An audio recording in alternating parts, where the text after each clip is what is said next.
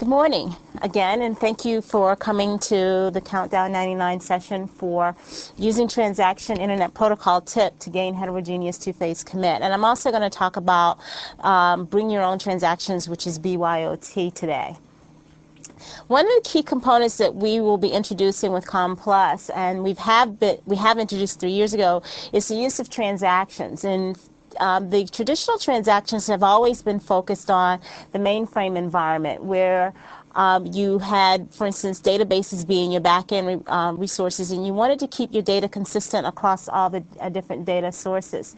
The internet is driving, however, a new breed of applications, and the use of transactions is becoming much more widely used in a more, what we call a more ubiquitous way, whether it's commerce online or just basically making sure that if you make changes in one place that you actually just need to make those changes across the board. Another thing that we're looking at is that with the advent of component technologies, you're seeing that transactions need to flow across a number of heterogeneous environments. And today we've been doing that with the XOpen XA protocol, but you still had to have one transaction. You pretty much had to have a single transaction monitor which would support XA. And what we're going to talk about today is how you can still maintain the diversity within your environment across your transactions and still flow transactions across these different environments. And the question then is, you know, as you move to these new breed of applications, how are you going to be able to help the IT environment really cope with these new internet breed of applications without really throwing out what they currently have versus using the legacy systems that they have, which are very strategic to their environment, and moving forward with the new applications.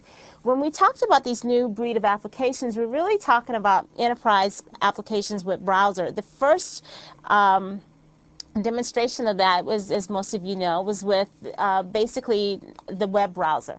And you just put in a nice GUI front end.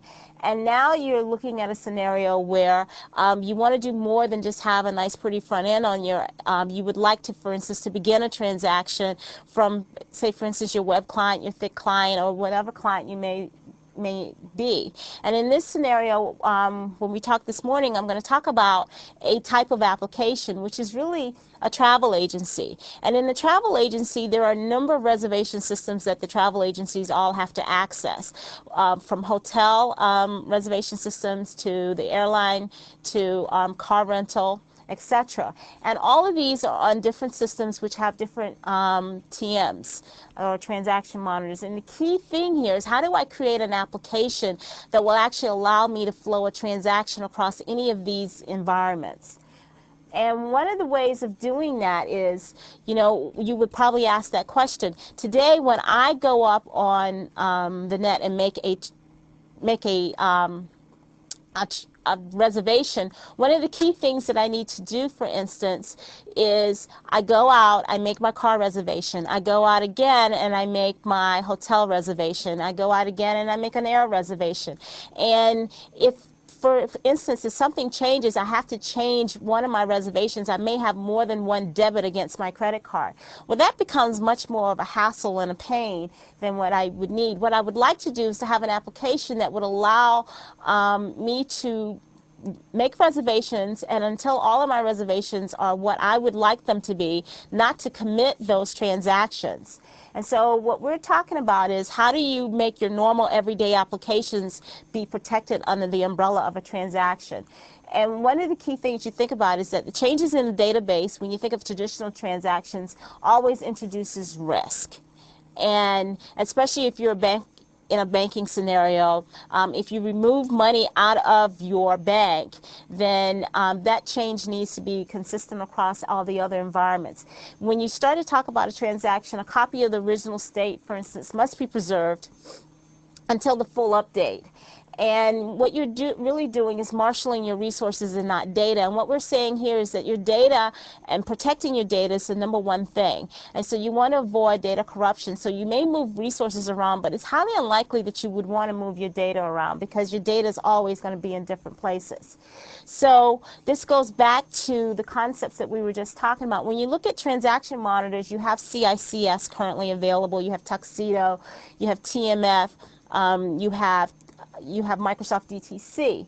And what you would like to do is to be able to flow transactions, I should say, across any and all of these transaction managers. You want it to be easy to implement this, and you want it to be fast. A way of doing this, for instance, when we talk about the database resources, when we start talking about the resource managers, today they're traditionally databases. What we're looking at in the future is that they could be file systems, they could be messaging systems. And so now you're able to make changes in one place and make it consistent across all your resources.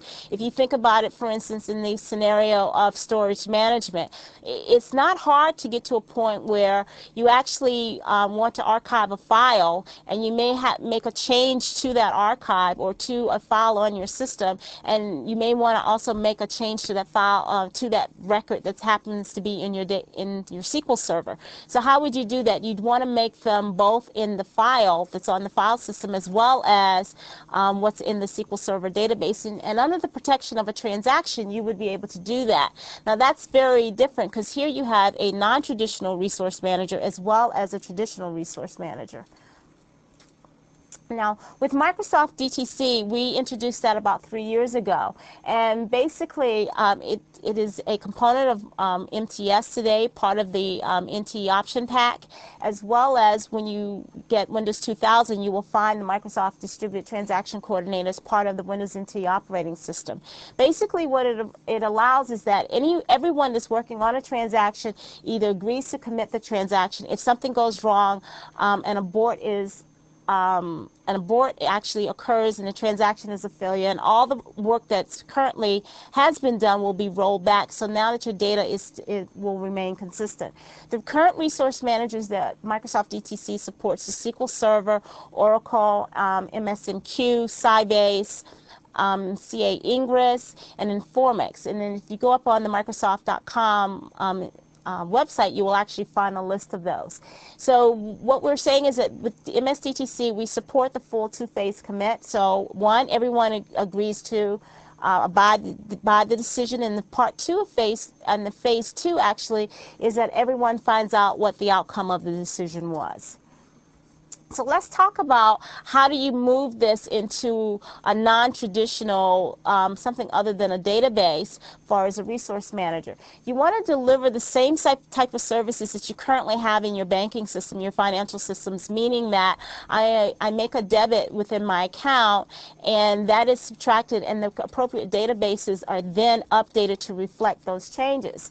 What you're now looking at is including, under the umbrella of a transaction, the use of file systems, multimedia content, and also making it internet capable so that you can flow this across the internet. And then as I have shopping carts, when I go into a shopping mall, I am able to make a transaction across stores. One way of doing this, what we were looking at, is coming up with a new transactional protocol that would be supported by the IETF under W3C called TIP.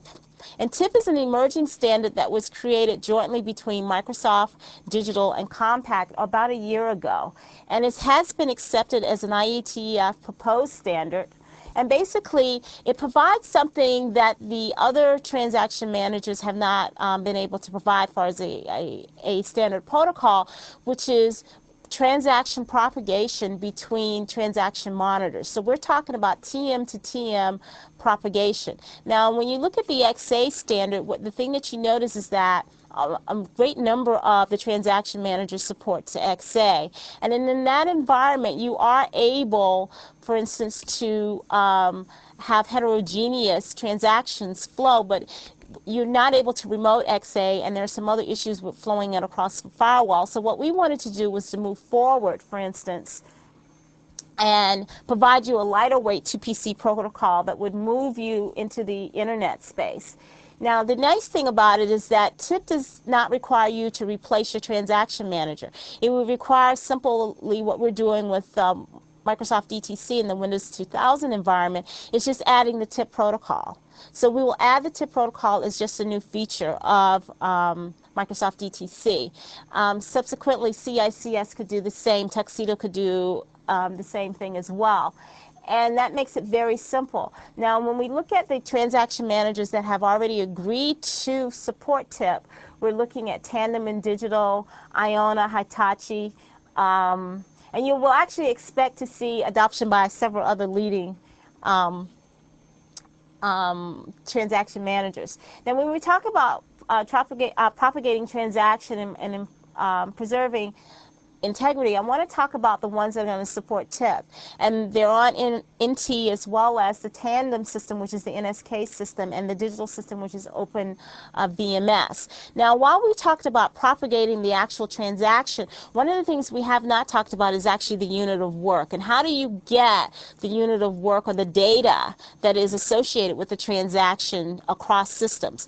One way of doing that is using new technology called Bring Your Own Transaction, or BYOT. And BYOT actually allows something like an EJB client to instantiate a COM+ object and flow a transaction across that environment. So this is a way of protecting what we could say is allowing a COM+ component to be created under the protection of an external transaction. Now, this is pretty powerful because now we're talking about, you know, bridging the gap between different transaction monitors and being able to read the different type lives between the two systems. Yes, it requires work. And you can kind of think about it as a service provider area where BYOT is actually a service provider and you're plugging in, for instance, a EJB provider, you're plugging in a CIS provider, and that would allow you to flow transactions between Microsoft DTC, the NSK environment, CICS environment, and it would be done through the through BYOT and TIP. To talk about more of the details of TIP, basically it's really simple two-phase commit. We actually have a two-pipe model, which means that we flow the transaction, we propagate the transaction across one pipe or one session and connection, and we actually flow the unit of work across the other. Here you basically, if you look at on the slides here, we basically flow TM to TM, propagate the transaction here, they make a connection, and you basically, once the connection is made, the foreign transaction manager then knows, using a TIP URL, would then know the address, for instance, of the TM. The TM on the other side would make another connection, and then you would just flow your data across that. Now, what we were going to talk about, and I'm going to push through some of these pretty much, is the description of the travel agency application. In this scenario, we actually had a browser as our front-end client. The travel agency database is actually located on NT. The airline database is actually located on an NSK, and think of this as a Sabre system. The hotel database, a reservation system, it would be on NT, and a car rental in this case is actually on BMS and Alpha. And in this scenario, what you're seeing is here is that the travel agent, what you're noticing on this slide is that you have the SQL, the NSK SQL system and the TMF system on the NSK, and you're noticing that everything is talking through a web browser via HTTP. And here, the only consistency that you have are between the two NT systems where you're running IIS. But if you notice on the travel agency system, you're running MSDTC, but in the hotel, you're actually running what we call nonstop DTC, which is going to be provided by the Tandem environment. So as we move forward here, what we basically allowed is, you had a scenario where you had you wanted to make an airline reservation going to, say, for instance, India. And in this scenario, I actually created the airline reservation, and then I went and created my hotel reservation and my bureau. What happened was, when I made the calls out to the other different transaction monitors and had them do work on my behalf, we noticed that the airline reservation could not be booked. So what happened was, instead of the transaction going through and the transaction being committed across all 3 TMs, we ended up rolling back the transaction and beginning again. And so this time we were able to get a successful airline connection to India, which would match our hotel reservations, indeed which would match our car reservations. Once those things had been completed, the transaction then was committed. And so this is a different type of application that you're seeing, is that, and you're not going to have a scenario typically when you think of the internet where a foreign back-end system is going to allow you, for instance, to make a change to their back-end system. Think of it as Sabre. The Sabre system would not allow you directly to make reservations and change their database, but they would allow you to call their transaction monitor and have that TM actually, that application through that TM make changes to their back-end databases. And so that's how we actually are talking about flowing or propagating transactions across TMs. And in this scenario, what we did was, again, we began the transaction, and it's really an MTS component. So here we just do begin transaction, which is really co-create instance. You get a transaction context, which really calls on DTC, and DTC just provides a transaction ID. DTC knows within its format that this is now a tip transaction, so it actually will get a tip URL for the transaction. That information would probably be stored within your registry somewhere. It would then go on to enlist the other resource managers on the transaction, which would be the NSK system, for instance, the pathway, the DEC OpenVMS system, and when they enlist each one of those, with their tip URLs, which gives them the address of where the transaction is, into this particular transaction. Now, once that happens, the actual work is actually done. And once the method call that they use, for instance, whether it's to go out and create the reservation on the airline or the car, completes, a set complete is issued. And at that point in time, that's the signal for DTC to begin to go ahead to coordinate and commit the transaction across the application. And once that's done, we actually do an end transaction, and it's pretty simple. So again, what I described to you earlier was basically you enlist the transaction. So you enlist your reservation, you enlist your TM that's your application that's supported by the TM that supports your car, you enlist the application that supports your hotel. Once each one of these have done their work, they come back, report their results, and basically if everyone agrees on the outcome, then the transaction is actually committed. So when you look at this, the technologies that we were able to show you that I was demonstrating is really, you had 2 Windows NT machines, one which was running the normal Microsoft Com Plus components. The second one, it was actually running the OpenVMS scenario. You had an NSK machine and you had an OpenVMS machine. So what we're doing is talking about a new style of applications. Think of it as you already have transactional applications that are currently running under different transaction monitors. They may be CICS, they may be OpenVS systems, they could be Tuxedo, they could be Top-In. You're now able to create applications that will use those applications and have those applications do work on their behalf. And you're now flowing transactions across them that gives you a new level of work. So what we're talking about today is enabling a new breed of applications from the existing systems without, for instance, changing the transaction managers that you're using.